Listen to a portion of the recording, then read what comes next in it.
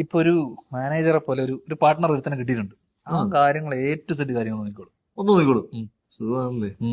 എന്താണ്? ഹലോ. ആ ഞാൻ പറഞ്ഞല്ലോ, കഥയൊന്നും കേൾക്കേണ്ട കാര്യമില്ല. നിങ്ങൾക്ക് ഡയറക്റ്റ് ചെയ്യാനുള്ള തൊലിക്കെട്ടിയുണ്ടോ?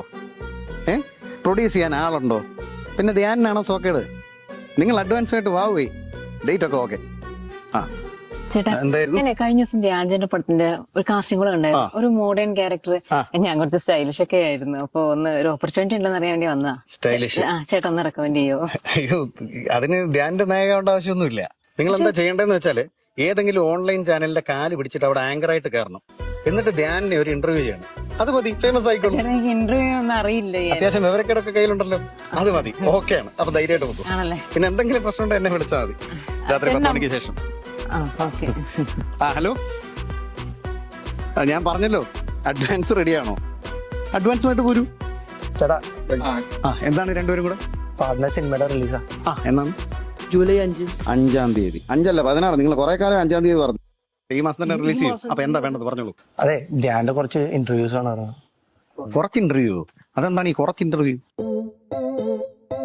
ഇനിയിപ്പോ ധ്യാൻ അടുത്ത പടത്തിൽ ജോയിൻ ചെയ്യും. നിങ്ങളൊരു കാര്യം ചെയ്യും, ധ്യാന്റെ പഴയ കുറെ ഇന്റർവ്യൂകളുണ്ട്, അതിൽ ഡേറ്റ് മാറ്റി പേര് മാറ്റി അങ്ങോട്ട് ഇട്ടാൽ മതി. വേണേ ധ്യാനിനെ കൊണ്ട് പാർട്ട്നേഴ്സ് 4 ബൈറ്റ് എടുത്ത് തരാം. എല്ലാ ഇന്റർവ്യൂവിന്റെ ഫ്രണ്ടിൽ അത് കയറ്റിയാണ് പറയുന്നതല്ല. ഒന്ന് തന്നെ ട്രോള് തന്നെ. പൊക്കോ, ഞാൻ ഏറ്റു. പറഞ്ഞേക്കാം, വിട്ടോ. പറഞ്ഞോ. എടോ, നമുക്ക് പോണ്ടേ, ഇറങ്ങണ്ടേ? പോവാം, സമാധാനമായിട്ട് പോവാം. ഇഷ്ടം പോലെ സമയമുണ്ടല്ലോ. അല്ല, 3 മണിക്കല്ലേ ഫ്ലൈറ്റ്? ഇപ്പൊ ഇറങ്ങല്ലേ നടക്കുള്ളൂ. ഫ്ലൈറ്റ് നമുക്ക് വേണ്ടി നിൽക്കും. നമ്മൾ പോകുന്ന വഴിക്ക് ധ്യാൻ പറഞ്ഞ പോലെ രാമശ്ശേരി ഇഡലിയൊക്കെ കഴിച്ചിട്ട് നമ്മൾ പോത്തുള്ളൂ. ഞാൻ വിളിച്ച് പറഞ്ഞിട്ടുണ്ട്, ആ ഫ്ലൈറ്റിന് ആരോ ബോംബ് വെച്ചിട്ടുണ്ടെന്ന്. അതുകൊണ്ട് എല്ലാ ഫ്ലൈറ്റും ഡിലേ ആണ്. ഏതാണ്ട് ഒരു 4-4.5 മണിക്കൂർ 5 മണിക്കൂർ ഫ്ലൈറ്റ് എടുക്കുകയില്ല. സമാധാനമായിട്ട് ഇറങ്ങിയാൽ മതി. എടാ, തന്റെ ഫോണെന്ന് വിളിച്ചു പറഞ്ഞു കഴിഞ്ഞാൽ പിന്നെ പോലീസുകാർ അറിയൂലേ, പിടിച്ചോണ്ട് പോകൂലേ? അതിന് എന്റെ ഫോണിൽ നിന്നല്ലോ ഞാൻ വിളിച്ചു പറഞ്ഞത്, ധ്യാന്റെ ഫോണിൽ നിന്ന്. കഴിഞ്ഞ പ്രാവശ്യം ഇച്ചിരി ലേറ്റ് ആയിരുന്നു ധ്യാൻ സാറിനെ കൊണ്ടുപോകാതിരുന്ന ഫ്ലൈറ്റാ. ഒരു പണിയിരിക്കട്ടെ.